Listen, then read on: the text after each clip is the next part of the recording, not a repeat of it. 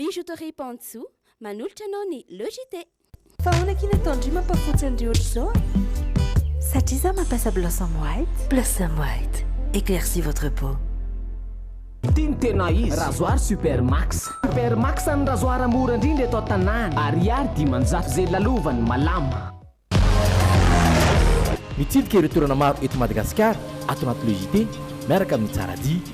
Tsaradia nosy iray tsika iray.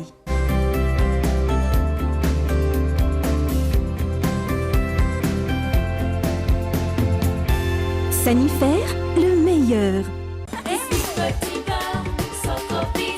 Lay tsara indrindra e, hatramin'izay ka hatramin'izao.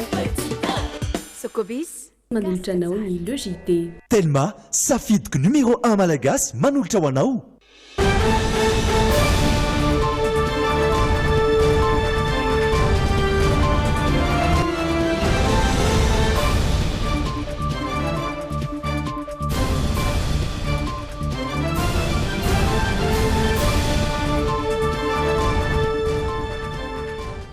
Miara-matoboka ary tonga soa anatin'ny fotoanan'ny fahalalam-baovao amin'izao takarivany alatsinainy faharoapolo ny volana Mey izao ireto no lohatentsika. Ametraka fitoriana ny anivon'ny HCC ny voamiera-maly ho tena misana ny fifidianana raha toka tsy misy fiantraikany any amin'ireo candidat solombavambahoaka rehetra ny fanairana sy fampitandremana izay ataon'izy ireo. Miandrandra fiovana avy amin'ireo solombavambahoaka ny olom-pirenena fa indrindra ihany koa ny anatanteran'izy ireo ny asany amin'ny solombavambahoaka azy. Nato vonjimaika tamin'ny asan'ilay polisy voalaza fa nikazitanana mpanao gazety ary nisy tamin'ireo namany no aray maso akaiky amin'izao fotoana izao. Nanome 20 andro an'ireo tompona orinasa eto Antananarivo ny ministera mba hijerena manokana ireo mpiasa ao aminy ary arany sazy kosa ireo izay tsy mbola manaja ny zon'ny mpiasa. I Madagasikara no nampiatra ny fanokafana ny zaikabe ny fampianarana teny anglisy ho an'ny taonjato faha 120 tamin'ity taona ity. Eo amin'ny maresaka iraisam-pirenena nanatanteraka ny fianianany androany ny filoha ukrainiana vaovao Volodymyr Zelensky mbola manjavozavo tanteraka kosa ny programana asany hatreto. Manatitra ny arahaba tompoko kilasy tompoko vavy ary manasana ampanajana anaraka ny fampahalalam-baovao hatramin'ny farany. Ao anatin'ny tapany faharoatsika no anaraka ny zanam-pandaharana idesport ny hoianao ary ihany koa ny insolite fa zao aloha ny aran'olotra aminao ireo vaovao nisongadina ny tenako ansisony andro endriny.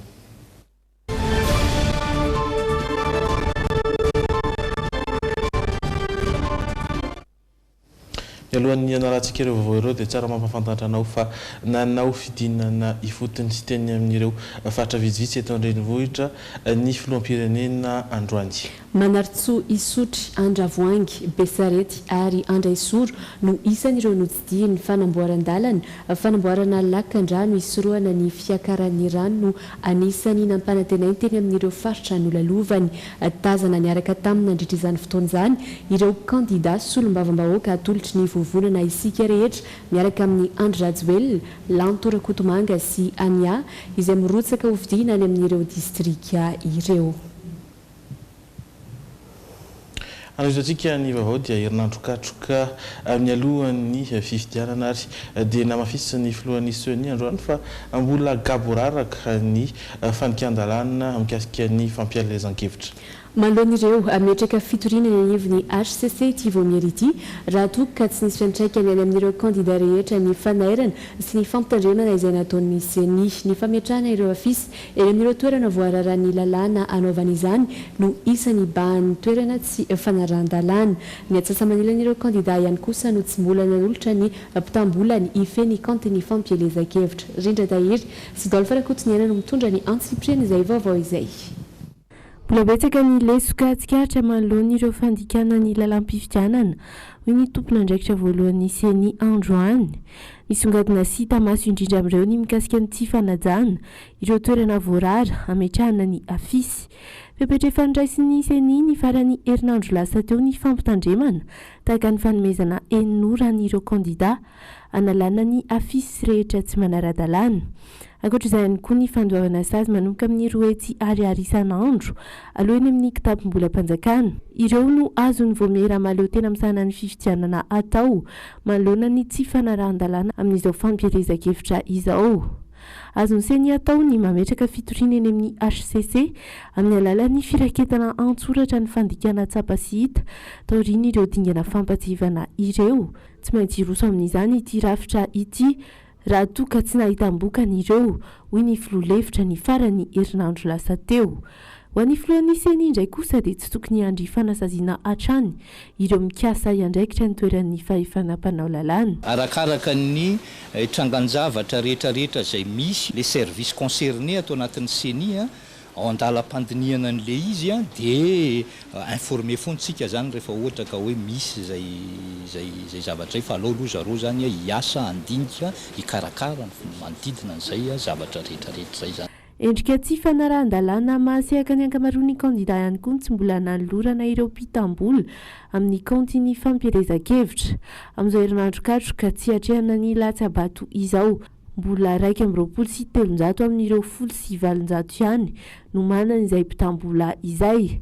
Ankoatr'ireo ny fifampiantsiana sy ny fanaratsiana kandida hafa maro ihany koa ny mitaraina amin'ny fanaparam-pahefana ataon'ny kandida sasany sy ny fampiasana ny fitaovam-panjakana. Fa tontoso marain'io ny fifanaovantsony teo amin'ny fanjakana japonais sy ny voamera maleo tena misahana ny fifidianana. Fiara-miasa izay valin'ny fangatahany seny fampitaovana mandritra ity fifidianana solombavam-bahoaka ity avy amin'ny Japon. Neken'ny fanjakana japonais tamin'izany ny fanomezana fanampiana mitentina 4,700 tapitrisa ariary hividianana fitaovana informatika ampiasain'ny voamiera amin'ny fanamafisana ny fiantonana ny fangararana ao anatin'ny fanaramaso ny fanisambato.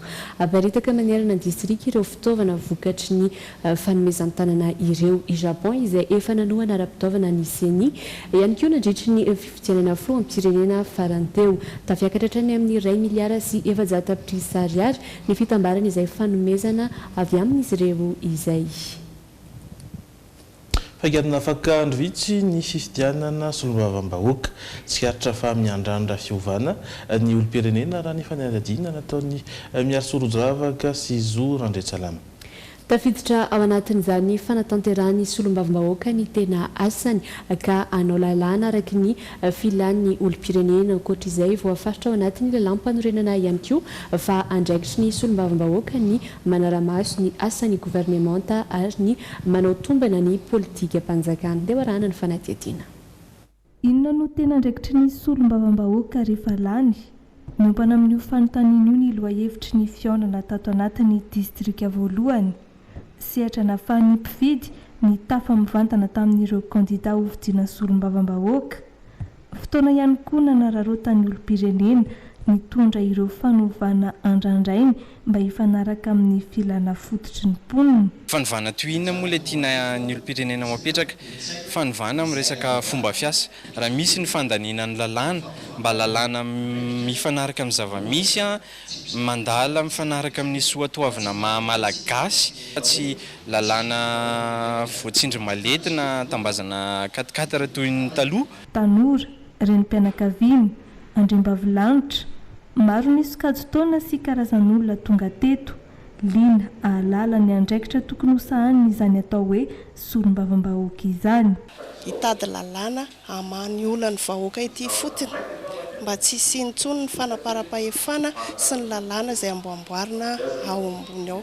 Ny asan'ny député raha ny fahafantarako azy dia manao lalàna, manao fanaramaso ny asan'ny gouvernemanta ary manao tombanesaky ny asa vita ihany koa. Araka ny voafaritra ao anatin'ny lalampanorenana ao anatin'ny andraikitry ny solombavam-bahoaka ny mandany ny lalàna sy manaramaso ny asan'ny gouvernemanta ary ny fanaovana tombana ny politika mpanjakana. Efa misy raha toy ny peta-drindrina ampiasain'ny seny ho fampahafantarana ny olom-pirenena ny asa tokony nosahany izany atao hoe solombavam-bahoaka. Izay aloha ny nasongadina atao anatin'ny la une anaraka tongam-barotra isika vianeto-ndray rehefa avy eo.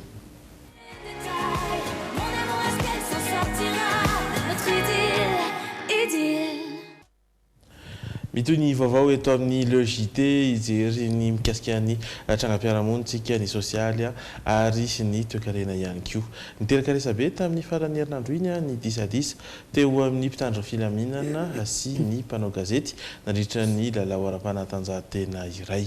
Raha ny vaovao farany voaray dia nahato vonjimaika tamin'ny alsany ilay polisy ary nisy amin'ireo namany no aray maso akaiky amin'izao fotoana izao fanazavana hoe rahantsika tao anatin'ity fanadihadiana ity. Nitrangana fifamaliana teo amin'ireo polisy mpanao gazety nandritra ny fifananana ara-panatanjahantena tao Mahamasina ny sabotsy teo. Fototry ny disadisany fahitan'ny mpanao gazety polisy tsy amperinasa iray ny fanazava tamin'ireo polisy nahana andraikitra ny andrindra sy andamina ilay hetsika ara-panatanjahantena. Noraran'ilay polisy akasary sy nasaina mafanisary efa nalainy ilay mpanao gazety saingy nandà. Teo no eo no nihetsika ireo polisy amperinasa nanantona ilay mpanao gazety ary niaran'ny erisetra vokatry ny fisitomana ny fankatsary ny lehilahy satria ny anjera raha ny fanazavana ka naratra vokatry izay.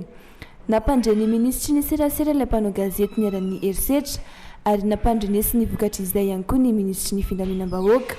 Efa nisy ny fialantsiny natao tamin'ny mpanao gazety noho ny fihetsika tsy mendrika nataon'ireo polisy ary efa nandraisana fepetra ireo polisy voakasika ity raharaha ity.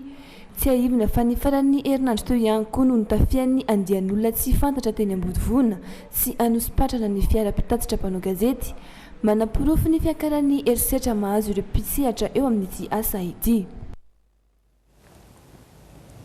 Izany mikasika an'iny fa ijery ny pejin'ny famantarana amin'ny toetrandro indray isika satria nahatsikaritra rotsakorana isika teny amin'ny fariparitra Atsimondrano iny na tetỳ andrenivohitra koa toa hanahagagantsika ihany koa izay. Izy tokoa ny oram-baratra Raikotroka manomboka androany sy ho amin'ny tontolo andron'ny Rampitso eto amin'ny faritra sasantsasany eto Madagasikara. Antony izany ny fikorotana ny atmosfera raha nambaran'ireo teknisiana mpamantatra ny toetrandro etsy Ampandrinomby. Fanadihadiana iarahana amin'ny Fenoaja Arianina sy Dolfa Rakotiniana. Antony mampivadika ny toetry ny andro ny fikorotana ny atmosfera izay miteraka fiforonana andian-drahona matevina eny amin'ny abakabaka. Mety isy noho izany oram-baratra arahana vandra iseho raha ny nambarany avy eo amin'ny sampana mpamantatra ny toetry ny andro eny Ampandrinomby. Izay oram-baratra miverina izay zany dia marihina kely somary mafimafy zay ho amin'ny Rampitso mety isy avandra ary zany ny any amin'ny Atsimonosy any amin'ny faritra avy indrindra ireo faritra manakaiky avoana zany mety isin'izay avandra izay tanteraka indray zany.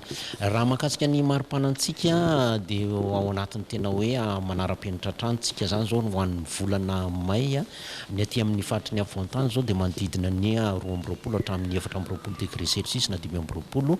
Ny any amin'ny faritra Morotsiraka mbola manevokevoka hatrany tsy miova firy mahatratrany amin'ny 13 degré celsius ihany ny any amin'ny faritra ny Antsoy. Nanorana ny andro tany amin'ny faritra Atsimonosy ny amin'ny faritany Fianarantsoa tamin'ny androany. Amin'ny alakamisy raha ny vinavina no iverina amin'ny laony ny toetry ny andro mifanaraka amin'izao vaninandro amin'izao volana May izao. Eo amin'ny sehatry ny asa sy ny toekarena indray kosa mbola maro amin'ireo orinasa eto Madagasikara sy eto Antananarivo no tsy manaja ny zony ny mpiasa.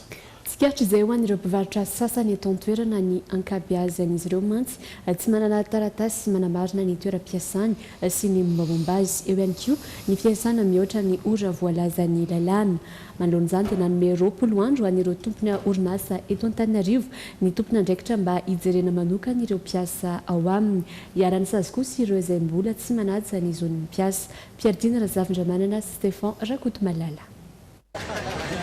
Eny amin'ny toeram-pivarotana matetika no ahitana taratra ny tsy fanajana ny lalàna ny asa. Hita ao anatin'izany ny tsy fanajana ny fepitaona izay tokony tsy iasan'ny vehivavy aorian'ny fiterahany. Eo ihany koa ny fitombon'ny ora iasana. Raha toa mantsika adiny 8 anatin'ny iray andro no voalaza ny lalàna. Misy amin'ireo tompona orinasa mampiasa ireo olona ao aminy mihoatra noho izay ora izay. Tsy misy anefa ny tambin-karama ho azy ireo raha mihoatra izany raha araka ny fanazavana. Rehefa ohatra hoe ao anatin'ilay fandehanan'ilay entana dia lasa ataony mitralo be. Dia raha ohatra hoe misy entana tonga zao dia angafiany zareo dia ohatra any amin'ny enina na amin'ny 7 mihitsy vao mirary. Izay zao efa feno taona ny tato fa le taratasy amin'izay mbola ho karakarainy fa mbola tsy nanome fotoana izy amin'izao Tsikaritra ihany koa fa tsy manana taratasy fiahiana ara-tsosialy ny fitopolo isan-jaton'ireo mpiasa eny amin'ny toeram-pivarotana toy ny eto Behoririka. Hatramin'ny asan'ity lehilahy ity izao dia tsy mbola tafiditra ao amin'ny Hosty sy Knaps izy. Zon'ny mpiasa iray anefa ny manana izany fa tamin'ny voatafiditra ao amin'ny orinasa iray izy. Tsy miditra amin'ny Knaps, tsy miditra amin'ny Hosty. Fa nanao fitakiana an'izay ve nareo? Tena mbola tsy nanao an'izay mihitsy izay. Za vao roa volana latsaka kely izay teto. Nambaran'ireo mpampiasa Tsiakina fa miankina amin'ny fangatan'ireo olona ao aminy no hanaovana izany raha toa ka tsy fahalalana kosa ho an'ireo mpampiasa sasany. Ohatra ny hoe mandeha dokotera dia mandeha ny ohatra hoe Hosty fahalalana azy. Sisy Hosty nareo fa Knaps ihany. Knaps ihany. Dia mahazo vola zany ve? Manazany ka madama rasy Nanome 20 andro ho an'ireo mpampiasa olona amin'ny toeram-pivarotana ety Behoririka sy ny manodidina ny tompon'andraikitra androany. Raha nidina ifotony tetỳ atoerana mba hanarahana ny lalàna mifehy ny asa.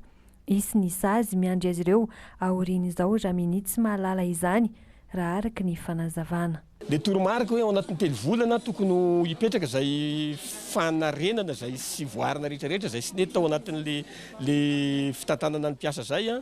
Fa naizana zany a mino maromarina fa ny inspection du travail au niveau faritra dia hanome misy fomba fiasa manome délai de recommandation 1 mois na tataka izay a ahafahana amin'ny régulariser le papier-race rehetra ny situation rehetrarehetra zany zay sy mifanaraka amin'ny lalàna. Zay zany no voalazan'ny lalànasika dia sy maintsy iroso amin'izay ihany sika rehefa tonga ny fotoana izay irosoana amin'izay.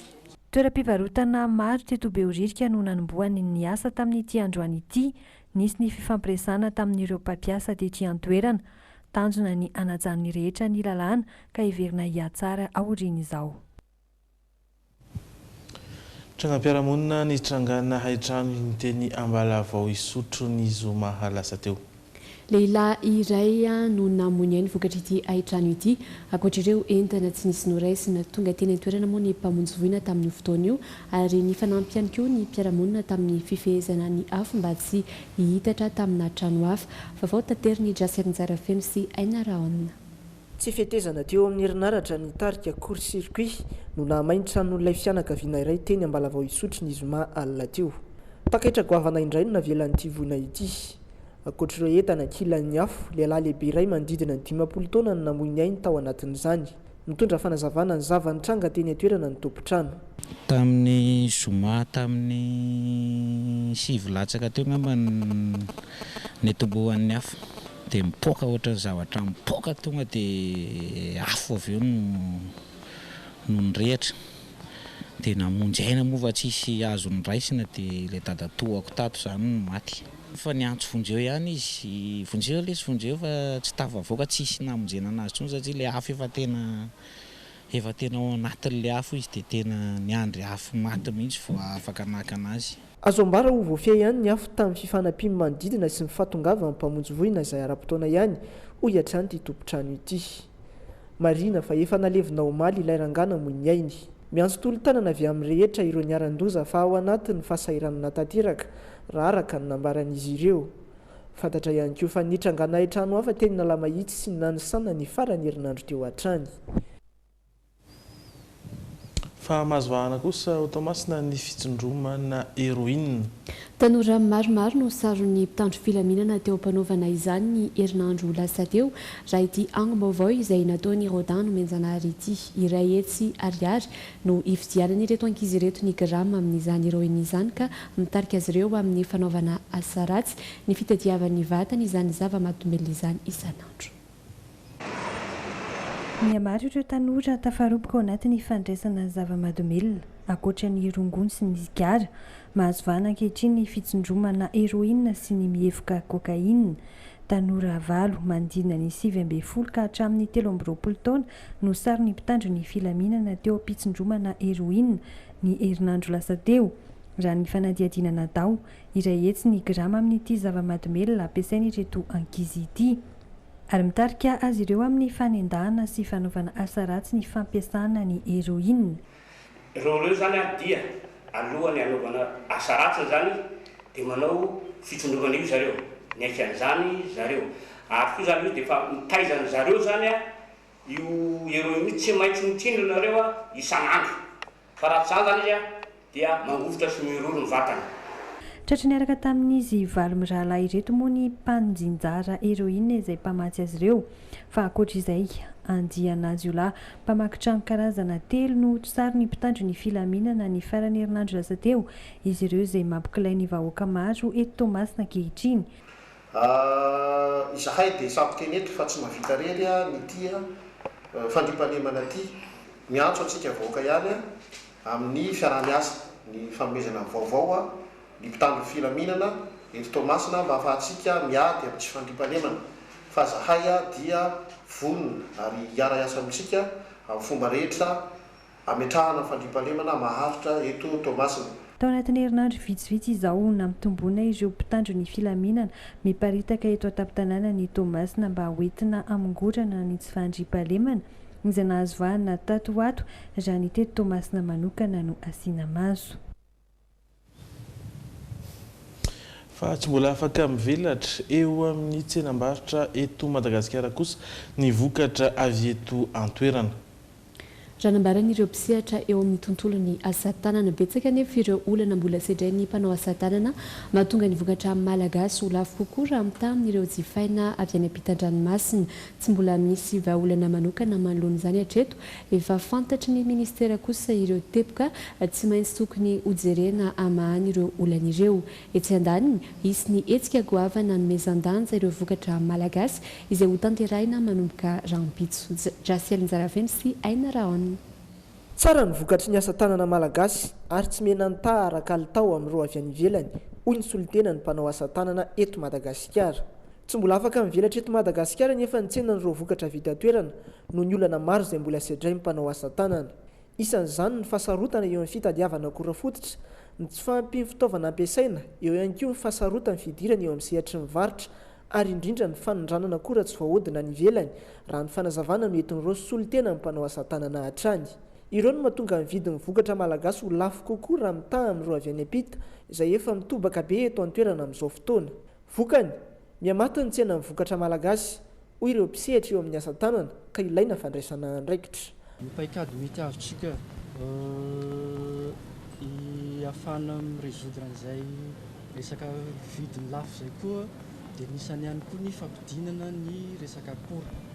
Jerena zany hoe inona ny zavatra atao mahakasika ny akora fototra io satria maritsika fa ny mpanao asa tanana dia maro amin'izy ireo ihany koa ny tantsaha dia izahantsika zany ao ampivadiana izay hoe resaka tantsaha sy mpanao asa tanana izay ny tantsaha mamokatra ny akora fototra izay sahaza anazy dia izy ihany no miezaka mampiasa n'iny akora fototra izay ampiasain'iny ao amin'ny asa tanantsika izay. Ho fanomezan-danja indrindra izay vokatra malagasy izay isy niesika fampiratiana manomboka rahampitso kanto sy raitra ny vita malagasy io ny teny atao filamatra ao anatin'izany.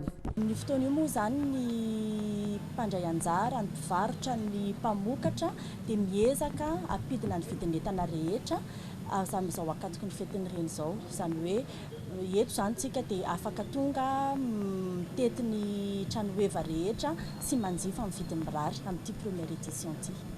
Eo amin'ny zaridaina n'Antaninarenina no ampiratiana ireo vokatra asa tanana malagasy ireo manomboka rahampitso ary tsy farana raha tsy ny asa-botso avy izao. Manentana ny rehetra anjifa ny vita malagasy ny solitena n'ireo mpanao asa tanana. Fahatombanana ahatratra ny roa lavitrisa ny isan'ny olona hianatra teny anglisy hatrany amin'ny taona 2024. Isan'ny songadina io tamin'ny lahateny izay nataony masoivony Etazonia eto Madagasikara nandritry ny fanokafana ny zaikaben'ny fampianarana teny anglisy ho an'ny taonjato faha 120 sambany moa Madagasikara no mampiatrano izany hetsika izany ary fanamby ny firenena roa tontany anamafy ny sehatry ny fampianarana ny taranja teny anglisy hatrany amin'ny ambaratonga ambony sy ny fikarohana ara-tsiansa amin'ireo université. Teny Ivato nanatrika ny fanokafana ny hetsika amin'ny fomba ofisialy kosa androany. Miarosoro Zoravaka sy Zorandry Atsalama.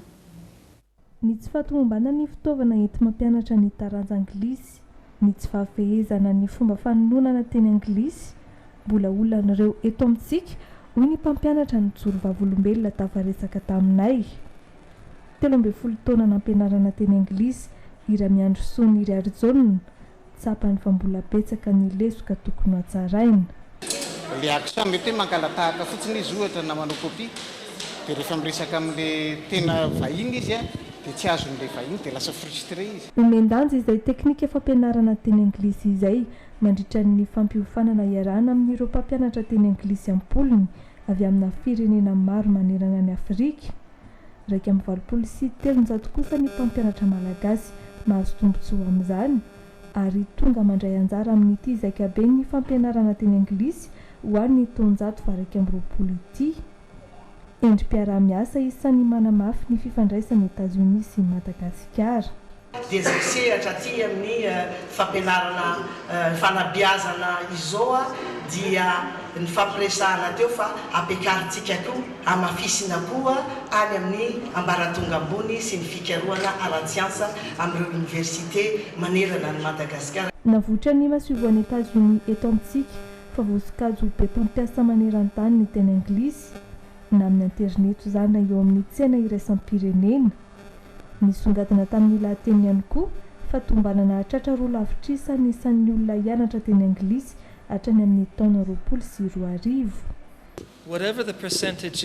Na mbola kilaza ny tany fahaizana teny anglisy, azo antoka fa itombony filana hianatra teny anglisy satria ilaina mahay izany eo amin'ny sehatry ny asa sy ny fandrarahana. Mariana fa isy ny tomberina andrasana amin'ireo mpiofana aorian'ny atrikasa ka ahafahan'ireo mpampianatra taranja anglisy mizara ny fomba nampiarana izay nampiofanina azy teto. Mitentina $10,000 kosa ny fampiasam-bola ny masivo Amerikanina nanatanterahana ny zaikabe ny fampianarana teny anglisy ho an'ny 320.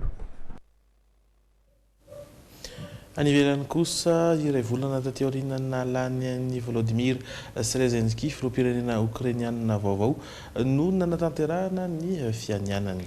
Androany alatsinainy moa no natanterahana izany ary nandraisan'ny fitenenana voalohany amin'ny mahafiloham-pirenena azy nisongadina tamin'ny lahateny nataony izay nikorontana izay mitranga any atsinanany Ukraine amin'izao fotoana nambarana ihany koa ankoatra izay ny mikasika ny fanafoanana ny parlemanta. Horahantsika ny fanatetena. Volodymyr Zelensky savoure son arrivée. Entre poignées de main et selfie, il se prête volontiers aux sollicitations de ses partisans. Volodymyr Zelensky no izola safoan'ny Ukraine izao. Izy no voafidimbahoaka tamin'ny fifidianana filoham-pirenena teto an-toerana ny volana aprila lasa teo. Androany no nanaovany fianianana. Ditongotra ny azo ny anteny miera toerana anaovan'ny fianianana no nataonyity filovaovao ity. No nararoatra ny arahaba sy nakasary niaraka tamin'ireo vahoaka maro be tonga nanotrina azy ny tenany. Ratsahivina kely dia 7,7 isanjato ny vato azony ka nandresen'ny filoha teo aloha Petro Poroshenko. Izy no izany no filoha Ukrainiana tanora indrindra hatreto satria 220 taona. Tsy mbola manana programana asa fototra amin'ny hitantanana ny Ukraine hatreto ity filoha lanim-bahoaka ity. Nampanantena ny anafonany kolokolo izay nanjaka teto Ukraine hatramin'izay kosa ny tenany. Nisongadina tao anatin'ny lahateny nataony ihany koa ny mikasika ny korontana mitrangana atsinanany Ukraine amin'izao fotoana ary nambarana ihany koa androany ny mikasika ny fanafoanana ny parlemanta. Asa goavana ary lahara-pahamehana miandry antsika ny fampitsarana ny ady ao Donbass. Vonona ny andraizavepetra iray nalehatra amin'izany ny tenako. Je suis prête à tout. Marobe ireo manany amin'ny fahaiza-mitantany ity filoha Ukrainiana vaovao ity. Izy izay tsy ahivina fa tsy manana solombavambahoaka manohana hatreto. Antony nanambarany anafoanana ny parlemanta misy ao an-toerana amin'izao ary anatanteraka fifidianana solombavambahoaka alohan'ny fotoana fa tsy andry amin'ny volana oktobra daty voatondro anatanterahana izany. Ananosarotra nefa ny fanatanterahana izany satria isan'ireo vato misakana voalohany ireo député amin'izao. Fa niakatra fitsarana androany mangataka ny anafoanana ireo fiampangana azy tamin'ny raharaha kolikoly maromaro ny filohan'ny Afrika Atsimo teo aloha Jacob Zuma fiampangana izay nampikadra azy 20 taona an-tranomaizina isan'ny nampitotongana ny toe-draharaha politika tao Afrika Atsimo Antoine Marmo ity raharaha mahakasika ny filoha teo aloha Jacob Zuma ity. Hiampangana ny filohan'ny Afrika Atsimo teo aloha Jacob Zuma ny nanaovan'ny kolikoly tamina raharaha maromaro nandritry ny fotoam-pitondrany. isan'ireny nandraisan'ny efatra tapitrisa rons na enina sy 7 avy amin'ny vondrotafika frantsay Thales. Teo ihany koa ny fifanarahana mikasika ny famatsiana fitaovam-piadiana mahery ny 4 miliara euro tamin'ny taona 2016. Androany dia nangataka ny anafoanana ireo fiampangana ireo izay nampigadra 20 taona an-tranomaizina azy ity filohan'ny Afrika Atsimo teo aloha ity. Manana hatramin'ny zoma izao ny fitsarana avo ianona ny fampanoavana mahakasika ity raharaha ity. Androany no niakatra teo anolohan'ny fitsarany Jacob Zuma notron'ireo mpanaradia azy. Isan'ny nampitotongana ny toetra raha politika tao Afrika Atsimo an-taonany maro ity raharaha ity, indrindra fa ny fiovaovan'ny raharaha teo alohan'ny fiampangana azy avy eo ny fampiatoana ary ny fiampangana azy indray izay niteraka ady hevitra goavana tiany nivo ny fampanoavana. Izay ivona fa tao reny ireo fafambaraka maro niatra taminy dia nisintaka ny tontolo politika mihitsy Jacob Zuma. Ny taona 17 izy no namindra ny fitantanana ny antoko-tarihiny ny ANC tamin'ny filolefin'ny Cyril Ramaphosa. 2 volana taorian'izay izy vao nametra-pialana. Nateo izy anefa izany dia norumbany antoko ANC ny fifidianana solombavam-bahoaka tao an-toerana ny Valomela teo. Izy ireo izay mitana ny Antsasamanila eny anivon'ny antenimieram-pirenena ary andany ny Cyril Ramaphosa ho an'ny fotoam-piasany manaraka amin'ny fitondrana ny Afrika Atsimo. Izay no azantolotra aloha tao anatin'ireo vaovao izay nisongadina ampatsiahivina aminao ny amangivanginy amin'izy ireo nambara ny ametraka fitoriana ny anivon'ny HCC ny vao miara-malao tena misahana ny fifidianana raha toka tsy misy fiantraikany any amin'ireo kandida rehetra ny fanairana sy ny fampitandremana nataon'ny SENI hatramin'izay. Fantatra ihany koa fa mianatra fiovana ny avy ao amin'ireo solombavambahoaka ny olom-pirenena fa indrindra ny hanatanterahana izy ireo ny asany. Nahatovonjy maika tamin'ny asany kosa ny polisy voalaza fa kastanana mpanao gazety ary nisy tamin'izy ireo namany no raha maso akaiky amin'izao fotoana izao. Ary nanome 20 andro ho an'ireo tompona orinasa eto Antananarivo ny ministera mba hijerena manokana ny mpiara-miasa ao aminy hiaransazy ireo izay mbola tsy manaja izany zon'ny mpiasa izany. Ireto kosa indray ary ireo lohateny miandry antsika ato anatin'ny tapany faharoa amin'ny logité amin'izao takariva izao ibana ao anatin'ny ID Sport ny akon'ireo vaovao ara-panatanjahantena mahakasika ny taranja baolina kitra eny anivon'ny komity fanarenana ny baolina kitra sy ny fiadiana ny amboaran'ny Madagasikara ary ihany koa ny dingana faharoa ny fifananana nasionaly ho an'ny sokajy vehivavy isany songadina ao anatin'ny ID Sport. Ankalazaina androany ny andro européenne ho an'ny ranomasina mahakasika izay indrindra ny fanontaniana napetraka tato anatin'ny Oianao. Fifananana baolina kitra andraisana robot anjara kosa no afakely hoentina amintsika. Dia izy vetivety ato anatin'ireto dokam-barotra vitsivitsy ireto dia miverina eto indray isika.